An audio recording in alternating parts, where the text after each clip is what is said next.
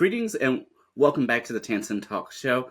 I always love doing this show, and I'm very excited for us to dive right into this episode. And so please welcome my guest here today, Amaya. Welcome to the show. Hi, thank you so much for having me. Yeah, I'm very excited to have you. And so first of all, how are you doing today? I'm doing well. Thank you for asking. How are you doing? I'm doing well. I'm just so excited to speak with you, and I'm excited to have an amazing discussion.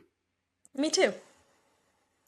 Yeah, so before we go ahead and get started, if you're able to go ahead and introduce yourself for the watching or viewing audience here today. Yeah, would be happy to. So, my name is Amaya Roberson. I am currently an MBA student at Georgia State University. So, I'm getting my Master's of Business Administration with a concentration in Human Resource Management. And beyond that, in my studies, I'm also an intern at a wonderful company. And I do a podcast as well whenever I'm not doing my professional endeavors. So, I have a podcast called the Intentional Intern Podcast, where I ask students to share their stories and showcase their potential so they can use it as a unique media form to propel their career. I love that. And yeah, I'm definitely a big fan of your podcast, and I definitely am excited to dive into this conversation. Me too. Yeah, and so I want to start off by asking, so overall for you, I guess starting with your podcast. So what really brought you about, wanting to pursue this, and at what point in your educational journey were you when you decided to start? Yeah, so I was at the beginning of my senior year when I decided that I was going to do the podcast. So, my junior year, I really thought about like, what do I want to do with my life? Do I have anything I want to do with my life? And the answer at the time was no. So, I just went out there to career fairs and I just decided, I'm just going to look around, probably shoot my shot. And that summer, after my junior year was over, I actually ran into one of my friends that I worked with in college when we were doing like a summer dorm program. And she told me about her job, which was in HR. And I was like, okay, cool. What's that? And all I knew about human resources from that point is like they are the typical people that, everybody has a consensus of they hire, they fire, they're probably the police in the company. Just those three major things is like the baseline. But when she talked about her job, I was like, oh my gosh, that actually sounds like really cool. Let me look into HR. So from then on, I started going to career fairs and I wanted to take my first step into HR and get my foot in the door. And I started speaking to companies, really large, respective companies, and I ended up getting internships there in HR departments because of how I presented myself. And so I had no experience, but how I present myself was enough for people to want to bet on me. And more importantly, wanting to invest in me and my professional career as I continued to build as an early career talent and still am today. So from there, when I realized, oh, I can get things by just being myself. I can really accomplish anything I want to, even if I don't have any experience in it, if I find the right people, but most importantly, express myself and showcase my potential of what I can be to other people. And from there, that gave me the idea to not just keep that secret to myself, but to express that outwardly and share the love with everybody else. So I wanted other students who were in the same boat as me to be able to have the same opportunity, and that is how the Intentional Intern podcast was born and started recording the second semester of my senior year. I love that. And I love that, you mentioned that you are working to also be yourself and present yourself in a true, authentic way. For sure. I think professional presentation is great. It helps you in a major part of your life, especially that being a big part of your life that sustains everything else around you. But of course, I knew that I didn't want my professional just persona to be something that was so different from my personal persona, when in reality, as much as people like to keep personal and professional separate, when it comes to how I present myself, that's where they mingle a little bit and people have the opportunity to express themselves in a completely different way, whether it's academically or professionally. It always kind of boils down to whatever your initial personal personality is too, you build those things off of that. Yeah, absolutely. Yeah, because I know even for myself, like I like approaching these podcast discussions in the way that I just naturally have conversations with people, and I know. Especially like my brother, he'll mention it's like, "Oh, you're in your podcast voice again." It's like, no, this is how I always sound. It's like, I know there certainly are things I say more on the podcaster side, more on the personal side, but like you said, some of the stuff just naturally mingles, and I feel like it should. I totally agree. And I think that's something even when I am speaking to people, and when I'm speaking to people, especially intentionally and with really just detailed intent, I always catch myself saying, I love that. And I love that. And always saying that over, or totally, or I totally get that, or XYZ. Partially because I'm so big on empathy and making sure that people feel that I am not only intentionally listening, but I am also wanting to intentionally offer like words back to them that showcase that I'm listening, that I always catch myself like I do that in a personal setting. I do that all the time within the podcast setting too, where I always just say those two things, or I'll say more things that are along similar lines of that, because that's just my personality and that's just who I am. So it really comes out at any point in time, whatever I'm doing. I love that. And since you mentioned, yeah, intent as a key word alongside empathy, like, what does it mean for you to incorporate that in not just your podcast, but also your character as a person? Yeah. I think for me, one thing that I have had to realize a lot, for those of you who don't know, I did not give my age. I'm 21 years old, right? So I'm still figuring out how to navigate life as I am supposed to when you're evaluating how you're growing up or things like that. And not necessarily in like there's a right way to do something in terms of supposed to, but just when I'm guiding myself through who I want to be and who I want to become and how much of my present self is that person, I always like to think about like, this is going to sound so crazy. For those who are on TikTok and like, I'm just a girl, like, essentially I have to boil it down to that sometimes. Or like, I'm so young. And there's like all these things that I'm always consistently working on, not just of things around me, but also working on within myself, that I realize it helps me to be a lot more intentional, or as intentional as I can be, because that enables me later on to just be more self aware of things that are going on with me or around me. And so that is where I really like to place an emphasis on not just empathy, but the intent. I naturally like to empathize with people, and I naturally like to place, like I said, a huge emphasis on being able to showcase that empathy. So then showing intent in other ways that almost kind of complement empathy in whatever I'm doing, whether it's a small gesture or a large gesture. I just want to show people, even if it's people that I've only known or will know for 30 seconds of my life, like I want it to be something that was impactful in a way that was hopefully hopeful or helpful and positive within their life. So that's what it means to me.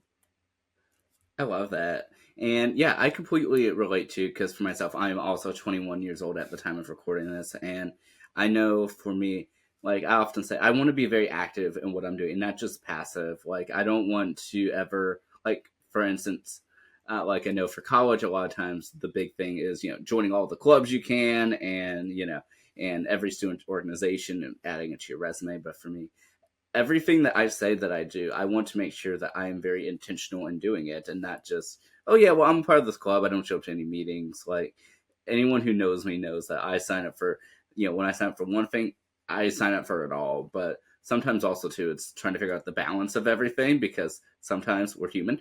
We can't do every single thing imaginable, as much as we would love to. But in the same regard too, like I like being able to listen to other people's stories and have that empathy, like you're mentioning, and being able to have intention with it, not just like, oh yeah, yeah, I agree, but being able to like ask questions and get to learn about people further, even if we only know each other for just like, yeah, the 10 seconds or the half hour speaking on a podcast or whatever the case may be. Exactly. And I think a big piece of the puzzle that is not talked about probably as much, that I did not mention beforehand, is just also the power of saying like that was not my intent. If something necessarily doesn't go like it's not how I planned for it to go, or that's not how I meant it, but also just the power in saying like that was not my intent, because it does also showcase your character in that way of when you are able to communicate, hey, I know this turned out this way, that was not my intent in whatever was communicated or what action was displayed. Just showcasing that too, of showing that you always have just a good heart and you have good intentions at heart, and that's the big thing. And showing empathy throughout that too, while you're communicating that message of it not being your intent to, harm or whatever the outcome was, if it was less than favorable or not what you were expecting, just to say that too. It shows also your growth and character in that way, and just being able to take accountability in that way, and also just being able to like own that of just, hey, it wasn't the emotion that I was expecting, whether it was towards myself or towards someone else, but being able to say that was not my intent, I think is also something huge too. Yeah, 100%. Yeah, I know, like, it's so important, especially as, for me, a communicator and, well, as podcasters as well, is to take accountability for everything. And that sometimes, too, the outside circumstances, they do happen. And Hmm. sometimes, like, someone might be having a really bad day. So sometimes even just a minor thing like, hey, can you fix this real quick? Before discussion might be interpreted in a different way. But sometimes it just takes that extra time of patience and understanding, that can really just go such a long way, especially in a conversational setting. Exactly. Yeah, but I did want to ask too, since you mentioned that, that you launched your podcast, the Intentional Intern, during the second semester of your senior year. So over and that was when and around that time was when you were introduced to human resources. So what were you originally studying for your bachelor's degree? So I studied anthropology. I majored in anthropology, got my degree in anthropology, and then I minored also in marketing during that time. So just happening like just to stumble upon HR seemed very pretty lucky for me, just because anthropology is the study of the human race. And so human race, HR, to me, I didn't think too much into it. So I was just like, okay, this is another path that's meant for me. On top of like with the marketing bit, like it all worked together of just powering people, and then how you do that and what you do in order to do that, or like basically achieve that accomplishment of what it looks like to empower people within a company or a professional setting. So those were things that really helped me as I was still going through HR, which I again magically landed upon. But if I was doing something else, I don't know how much my degree would transfer over.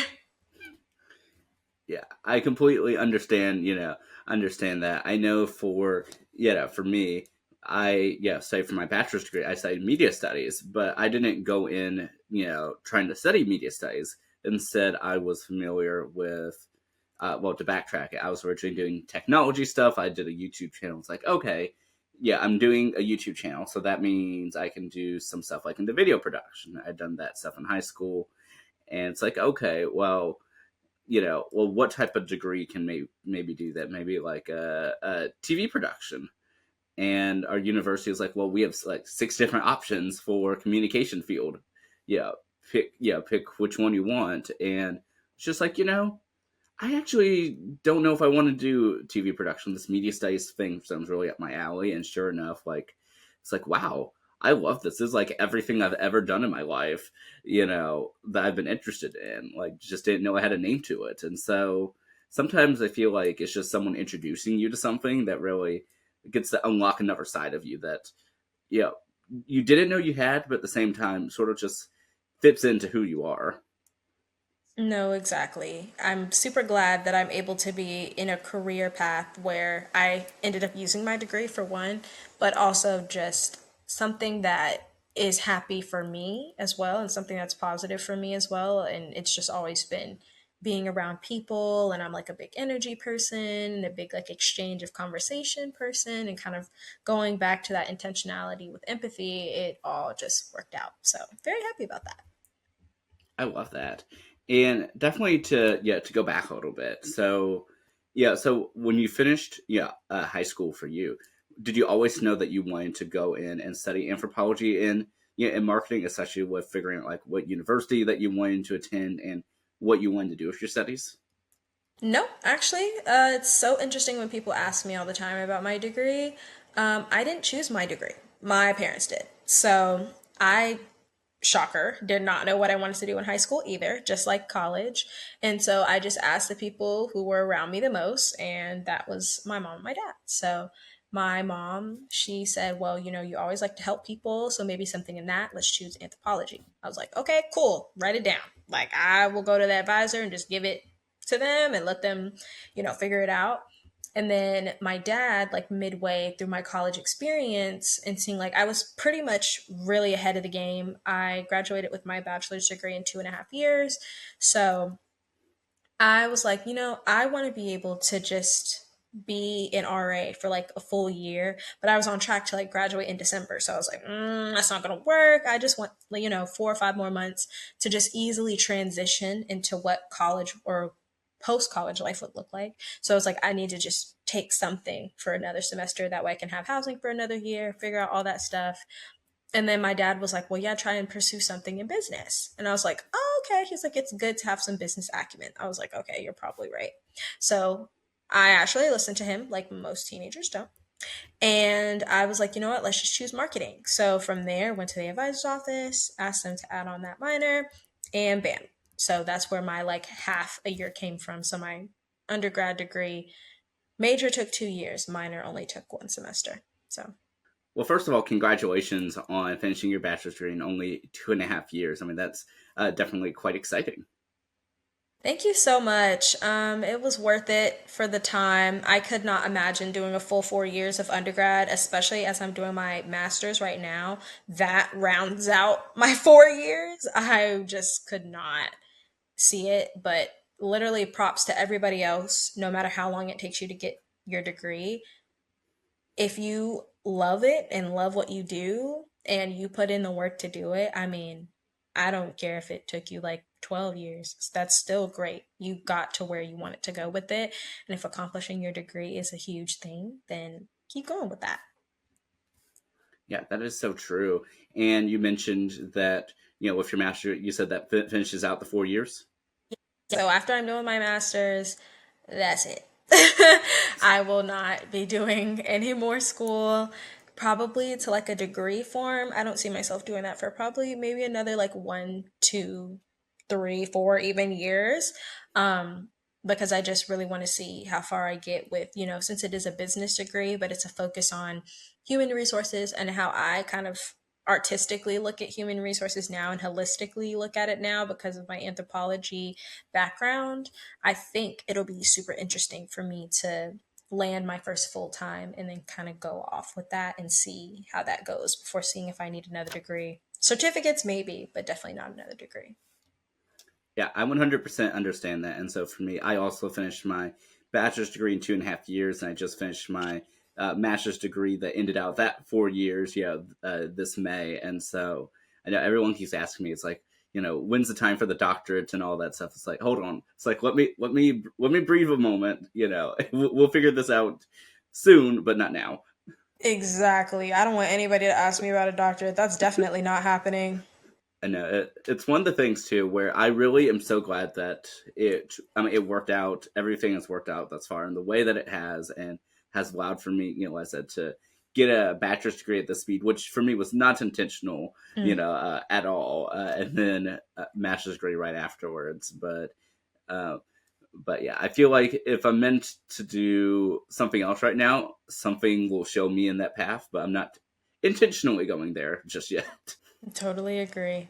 Yeah, and so I did want to, like I said, to backtrack a little bit though, and so I know that you had mentioned that that your dad has suggested to potentially go for the minor and everything, but something that you mentioned a little bit earlier, I actually want to ask about.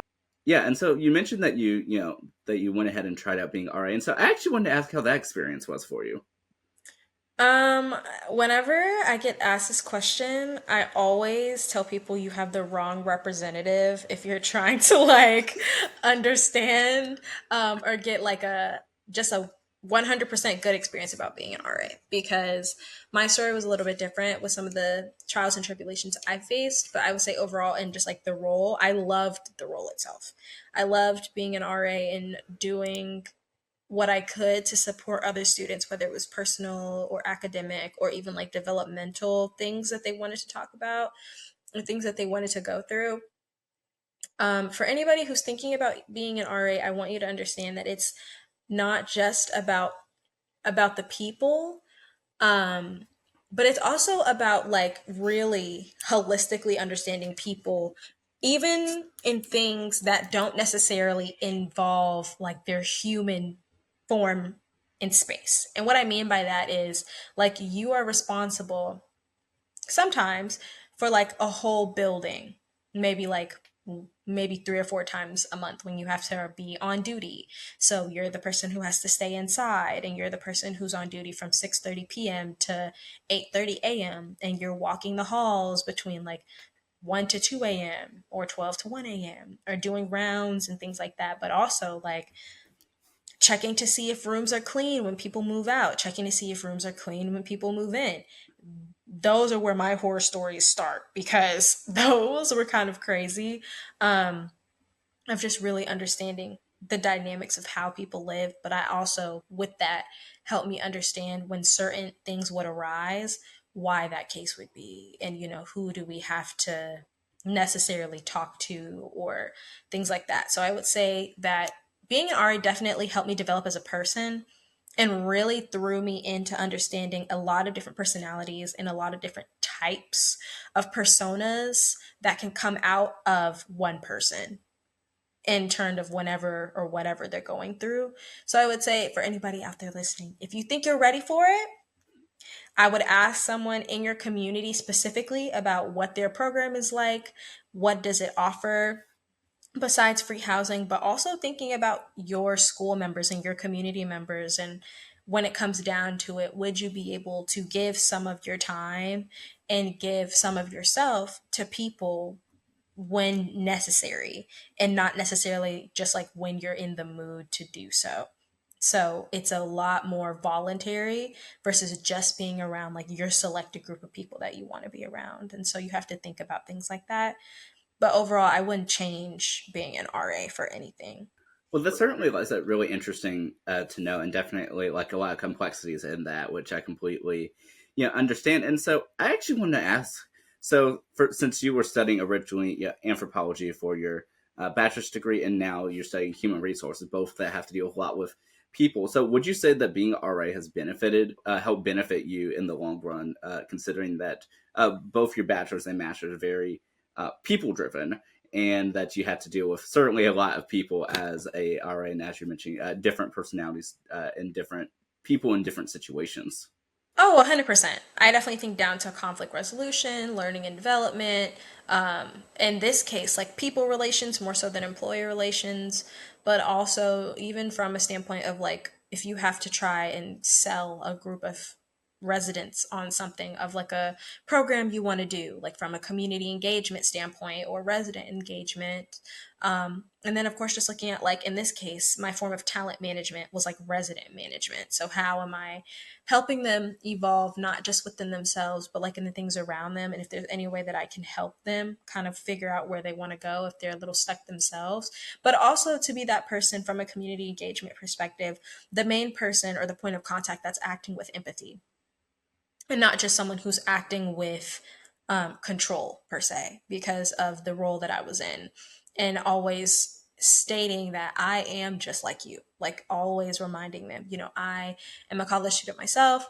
I am just like you. And not only would that help take the heat off of me for things of just like, oh, something's broken and it's like a dorm issue. It's not like a something that I can magically fix. Like I'm not the Fairly Odd Parents. I wish I was. But it also just really brought things down to a more human level where you kind of had a deeper form of connection, like with my residents specifically, never really having any problems in that regard with them unless it was like their own personal problems, but making them feel like I was a safe person to come to was always such a great feeling to know and such a great feeling to have when you have whether it's friends, family, strangers, people who feel comfortable around you and wanting to talk to you and feel like they are safe or know that you will advocate for them, that is something, that feeling just cannot be replaced. And in human resources, especially in the human resources and the HR that I want to do, that is always a feeling that I value more than anything.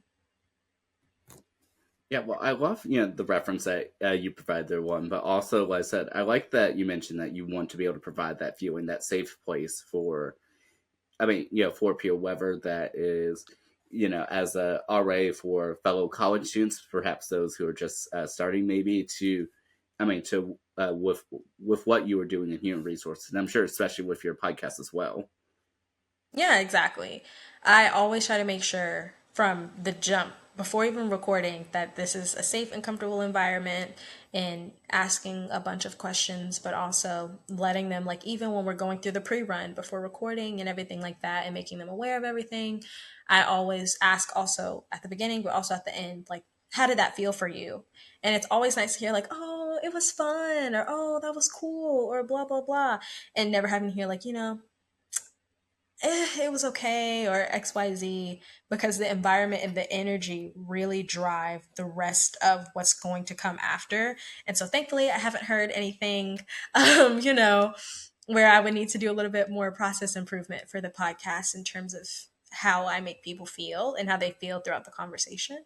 But yeah, I think that's something that I love, that is something that is very circular around my life, of just always being able to give that feeling. So, Yeah, that makes perfect sense, and I completely, like I said, understand that because I know also too that different people, especially at different times of both the day and their lives, may give off different energies, and sometimes you have to sort of work to adapt to that. Which I know certainly can be a process in some cases, and more adaptable in the others, but truly always depending on the person and the situation that you're in. exactly, exactly. So, it's very it's very fulfilling for me to be able to help others in a way that I know I would like to be helped too. And so being a person that's able to understand that, but then also just again be able to provide that in a level that makes them feel safe, whatever that may be. Of course, every person is different, but it's a very nice feeling to just consistently have, and a very nice energy to get used to. Yeah, and I definitely want to ask too. So, for you, since you mentioned that you want to be able to help others in a way that you wish others will help you. So, throughout your 2.5 years of doing your bachelor's degree, so how was your personal journey during that time? And I mean, in going that trajectory, was that something that was always something that you knew that you might be able to finish just a little early, even if you don't know if you didn't know if it was going to be the exact 2.5 years, or like how was that for you? And was it like stressful at all, or yeah, how was your journey? Oh, I would definitely say it was stressful at times, for sure. I went to a magnet school in high school, so I came in with AP credits and like dual enrollment credits, so I completely skipped freshman year. So I just went straight into sophomore year. Um, and from there, like I was used to taking like 6 classes every semester, but then like I started college when the pandemic hit, so it was like getting used to a whole different ball game, not in terms of just like that people connection just kind of withering and starving, but also from how am I going to survive with just online classes and online connection, which kind of ropes into that now that I think about it. So from there, I mean, I wasn't really focused on building people connection because that was something that was, unpredictable, but it was a bit stressful, I will say, of course, like fast tracking and doing 18 credit hours and all that stuff when like the average is like 12 to 15. And I had some friends that were doing like 21. And it's just like, I'm not in that magnet state of mind anymore where I have to work that hard.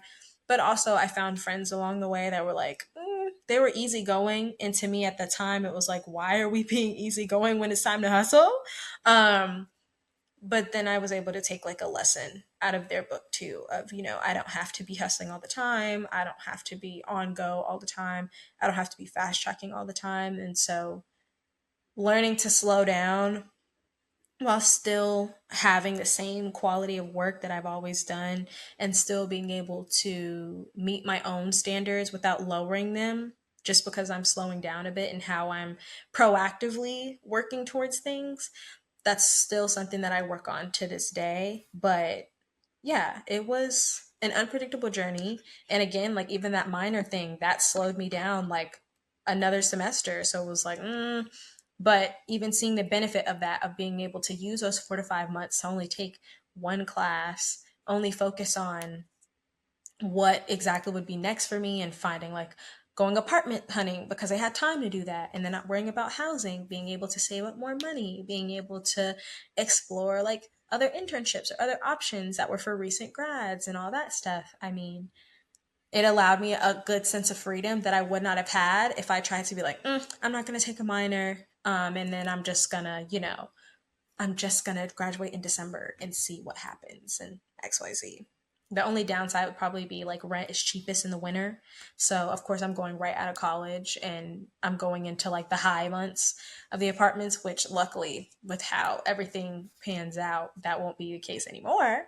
But, it's still just like a lot in the moment to think about. And I'm grateful that I had those extra months to slowly transition into that versus when I was doing full course loads of work. Yeah, I definitely, let's say, get that because, like I said, I know, yeah, for me in my journey, I feel like it was like I had the both like the easiest end and the hardest end at the same time in the sense of like, wow, it's like I'm loving this. I love that this is all something that I want to genuinely learn, but in the same regard of it's like, wow, I'm going at such a fast speed, but it's like it's like you can slow it down to some extent, but not really at the same time because you're really already on that trajectory. So it's like, well, I know I'm already finishing, you know, early, but it's like, I guess making the most of the time that you do have, especially since it goes by quick and quicker than, it's like, oh, yeah, well, we should have 4 years to figure it out. It's like, well, sort of. Exactly. So, Yeah, and I actually wanted to ask you since you mentioned that you started in the midst of the pandemic. So, how was that for you, like, in figuring everything out, like initially with online classes and everything, and like, were you able to have a support system, or at least other people to chat with that perhaps were in a same boat that you were during that time? Because I know at least for me, sometimes it's like hard. Like for me as an online student that was did it for my whole 4 years, is that it definitely wasn't always easy, like to meet new people in that sort of environment as it would be like attending like in person classes and whatnot. yeah, for me, I think online classes work better for me because I just was not in the people business as much as I am now. Um, And I think, like, of course, with a lot of people and like the depression of the pandemic and all of that stuff, plus it being a new environment, I needed to scope out the scenery first. So I was not really like in the beginning super in tune to be like, oh, I want to meet new people. Oh, I want to go to all these organizations and clubs because we already knew like that was just not going to happen. Like, I didn't have a prom, I didn't have a graduation.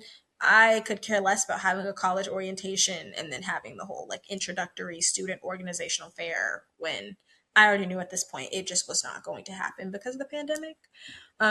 So just kind of coming into it realistically, I was more fine with it because the standards had already been set. It was like my college graduation. I was very shocked to see just kind of like what a graduation actually entailed because my high school graduation was literally a drive through where they passed me my degree, they passed me my graduation gown and said, okay, congratulations, you graduated.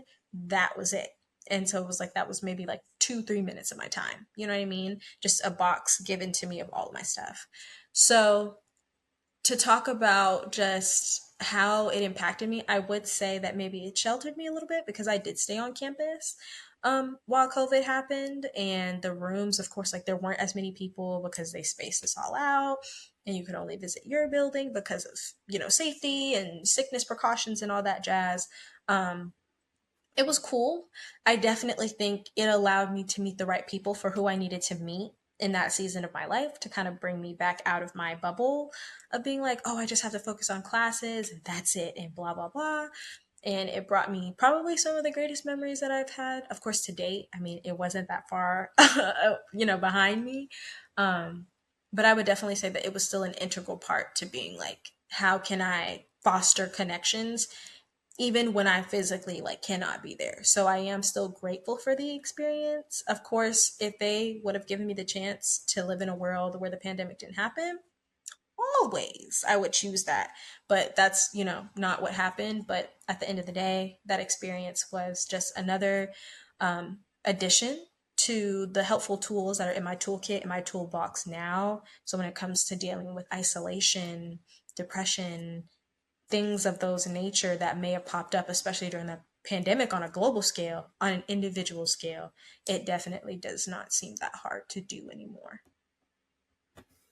Yeah, and I love that you're able to take that and make it into lessons that you have and skills that you have acquired and putting your into your toolbox. I think that's such an important part of that too. Is that sometimes when we deal with these experiences and certainly I'm sure that global pandemic wasn't a part of our to do list in preparing for college, but at the very least, I'm glad that yeah, I mean health issues, of course, aside that it did at least allow for us to learn how to deal with unknown circumstances in real time and then trying to figure out where do we go from here.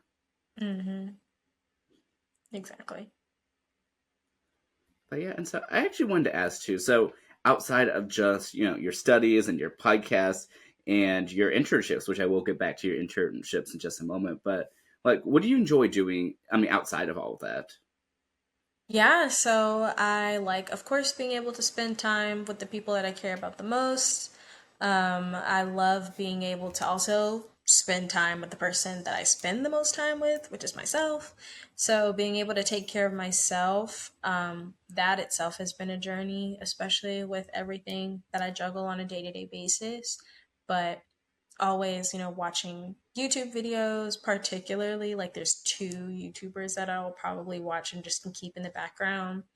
Cooking and baking are always two of my favorite love languages. Getting back into old hobbies like reading, going into playing Nintendo games all the time, going back into doing crafts and things like that. And of course, just getting fresh air and just grounding myself. Those are really probably the biggest things for me right now that just keep me going and are things that I'm learning to do out of fun and not necessarily also out of just like kind of recovery and grounding myself. That I don't necessarily need these options just for those things, they're also just for fun too.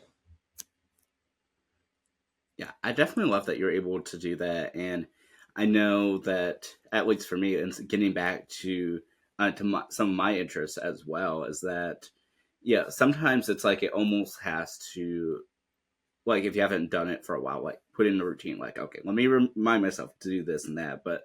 It's fun being able to get back into it. I'm doing this because I want to do it, not because it's on the to-do list of the week. Exactly.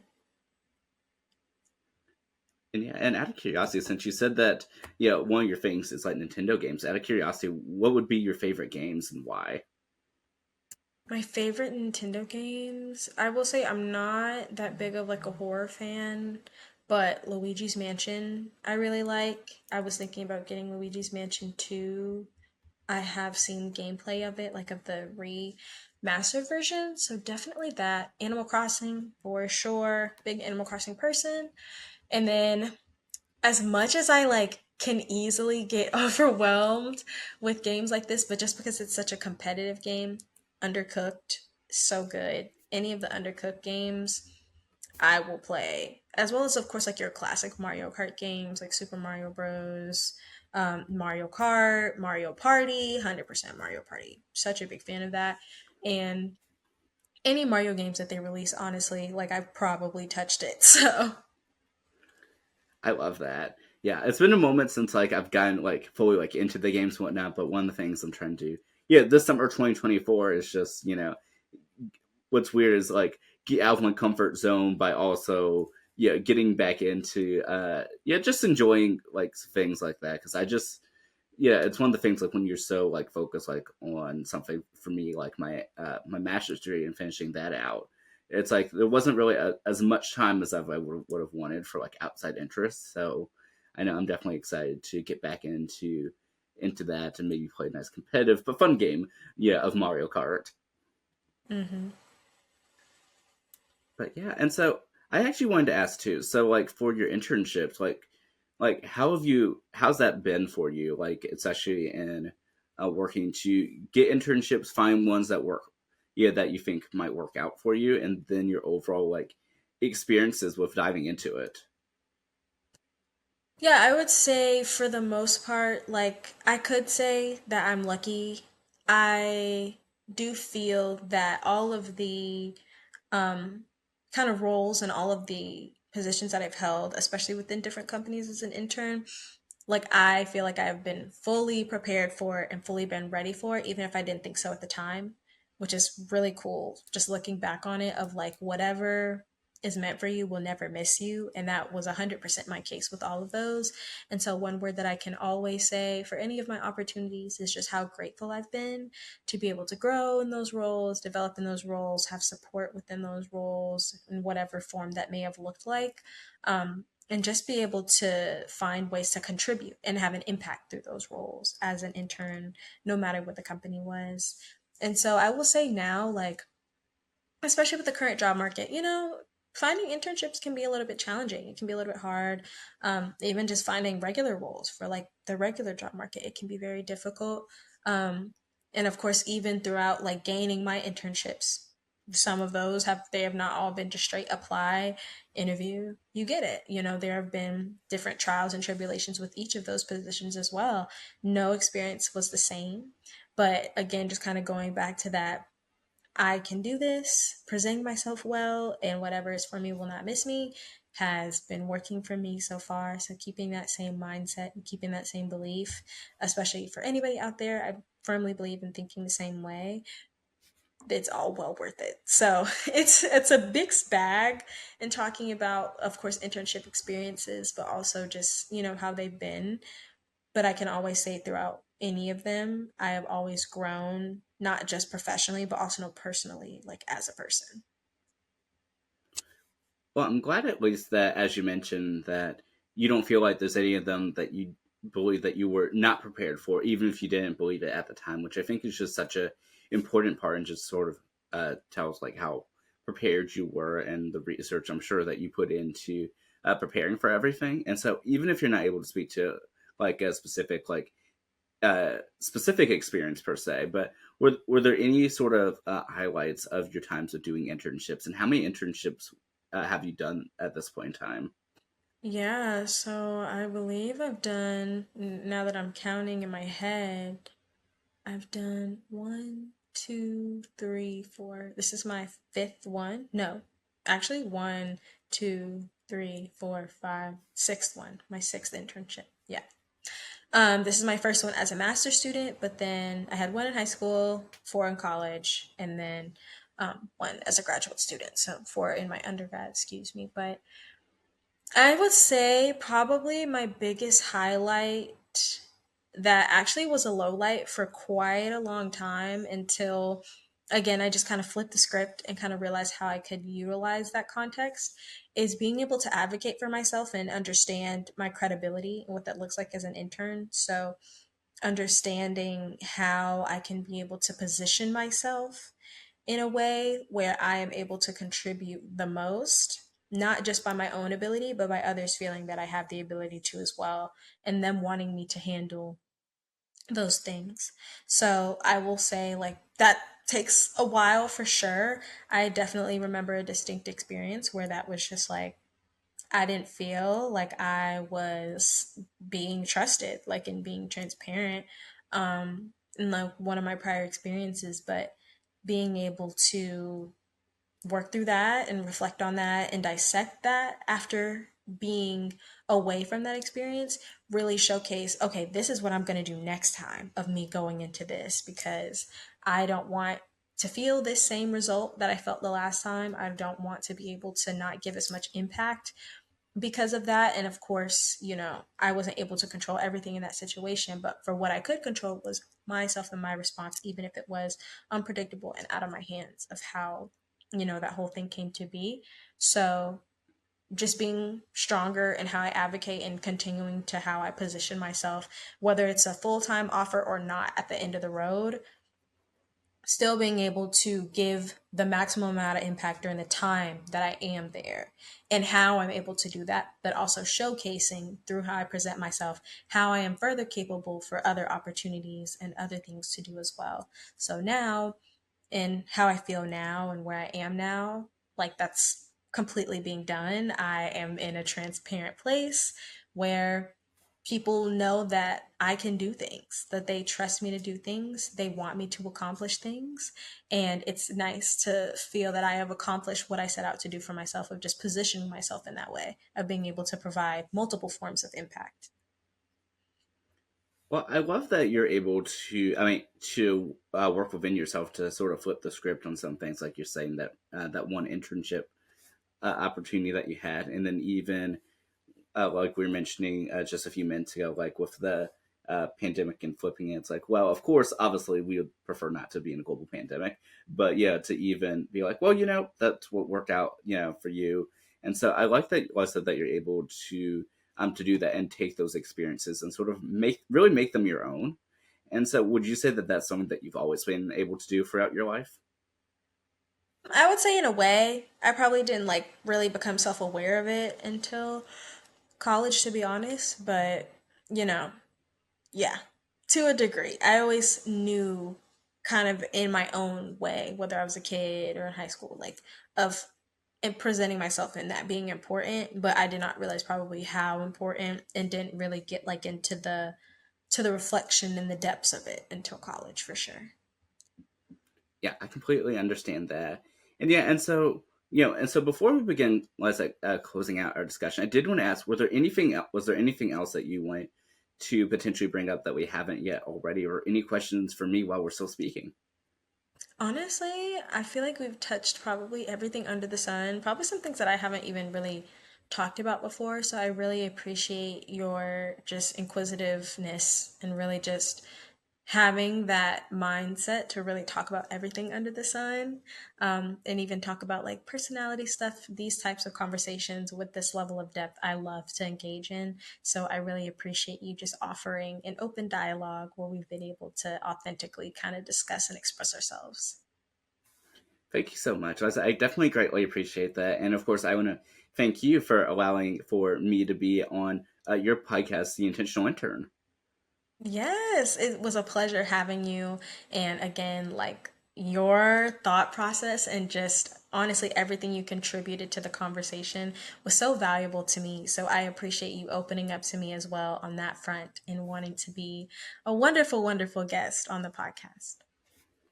Likewise, and I did actually want to ask too before we end up in our some of our closing thoughts. And so I know that something that you had put on LinkedIn a couple months ago, I believe, was that you wanted to actually hit all 50 states in your podcast discussions. I know you recently had one record internationally as well. And so what really brought you to wanting to pursue that goal, and how far are you thus far? Yeah, I really just wanted to be able to expand my reach. I think one of my biggest things, even though I minored in marketing, of course, is you always want to be able to expand your podcast to reach as many people, and you want to be able to grow it so that way people have the opportunity to be on it themselves. Because at this stage of my podcast, it's not a far fetched idea for anybody to inquire about, hey, I'd love to be on it. I would love to be a part of it. And also just kind of still in that recruiting phase too. So it's like from the back end and the front end. Um, for me, I think we're about like 10 or 11 states in. I want to capture more from the West Coast and, of course, the Midwest region. But we'll see how things play out as I continue to kind of build on, especially with this international episode that we had. So, yeah, super excited to kind of continue with that. And I just want to be able to give every student and every professional from all 50 states a shot. I love that, and I'm so excited to one be representing Virginia, but to also to see how it continues to grow. And I'm just so excited for whenever you're able to accomplish the goal. Thank you. I appreciate that. Yeah, of course. And for those who potentially want to tune in, who are listening now but want to tune in to your podcast, where are the best places for them to find you, or even find yourself online? Yeah, I would say go to my LinkedIn. So my LinkedIn is literally just my name, Amaya Roberson, and I'm not too hard to find now. Um, but then, of course, for the podcast, you can listen to the Intentional Intern podcast on Spotify, Apple Music, Amazon Music, and YouTube. I love that. And what would you say? So for you being able to share your story on another platform, like how is this for you overall? Well, for me, I'm a certified yapper. So I think it's not. In all serious, it's not like that far fetched for me to be able to kind of communicate from like a guest end because I kind of operate so close to how I am as a podcast host. So then it's just like, oh, I'm on the other side of the table this time where they're asking me questions versus me asking questions. So it's just another part of the fun conversation that I'm usually not on the other end for, which I always appreciate. But as I go on as a guest, it always helps me with my podcast skills too, from a host perspective. Everything is always a learning moment. Not to just internalize everything and say everybody should reflect on everything in like a huge way or space. But I would definitely say for the podcast, of course, it just makes me a better interviewer, but also makes me think of, what would I want to share? How would I interpret this question from my personal perspective? And then do the best that I can to authentically replicate that on the podcast side when I'm thinking about questions, but also even how I'm phrasing them, how I'm wording them, and things like that. I love that. And and what would you say like is the importance of you being able to share, I mean, your story on different mediums? Yeah, I think I don't have happy endings all the time. I don't think anybody does, to be honest. Um, but just seeing the growth of how I've dealt with things and how I've been able to operate and communicate about things and really be able to express myself, that is something that I think that everybody, doesn't matter who it is, everybody would probably find something out of, to really be able to not necessarily like hanker down on being like, oh, like this just changed my life, but that's something in the moment where it's like, maybe there's something that could be there that I could utilize. It's not like that's a quote, I got to take it down, but it's more so of like a supplement to probably existing stuff that they're already doing. And again, just kind of having a person, whether you see them in person or through your headphones or however you're listening or hearing from them, just knowing that there's someone who authentically wants to be themselves and communicates that and really wants to be able to share that, in the capacity that I can whenever I can.